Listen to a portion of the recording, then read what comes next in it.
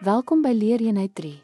In hierdie eenheid, ons sal bespreek hoe inkomste uit advertensies in die digitale era gegenereer word. Digitale modelle soos die 4P en uitgebreide 7P modelle is noodsaaklike raamwerke in digitale bemarking. Hulle help ons om sakestrategieë te navigeer en te verbeter. Digitale bemarkingsraamwerke betrek gereedskap, kanale en hulpbronne om bemarkingsdoelwitte effektief te bereik in 'n moderne besigheidsomgewing. Advertensie-inkomste het verskuif van tradisionele media na dinamiese digitale platforms, wat groot reikwyte en presiese teikenvermoë benut het. Betaal per klik of poets laat adverteerders toe om slegs te betaal wanneer op hul advertensie geklik word.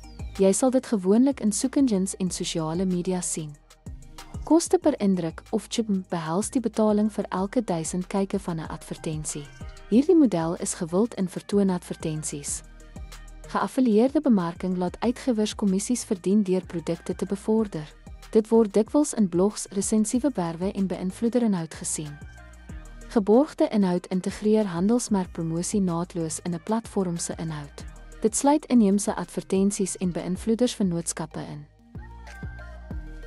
Intekening en lidmaatskapmodelle bied advertensievrye premium inhoud teen 'n herhalende fooi. Gewild in dienste soos Outube Premium. Die freemium model bied basiese dienste gratis met premium funksies beskikbaar teen 'n koste. Algemeen in sagteware en mobiele toepassings. En pay-per-view vereis dat kykers vir spesifieke inhoud, soos sportgeleenthede of spesiale fliekvrystellings, op 'n per-kykbasis moet betaal. Ten slotte, digitale advertensies bied uiteenlopende modelle om digitale teenwoordigheid te monetiseer, wat inkomstepotensiaal verbeter deur geteikende en meetbare pogings. Dankie dat jy gekyk het.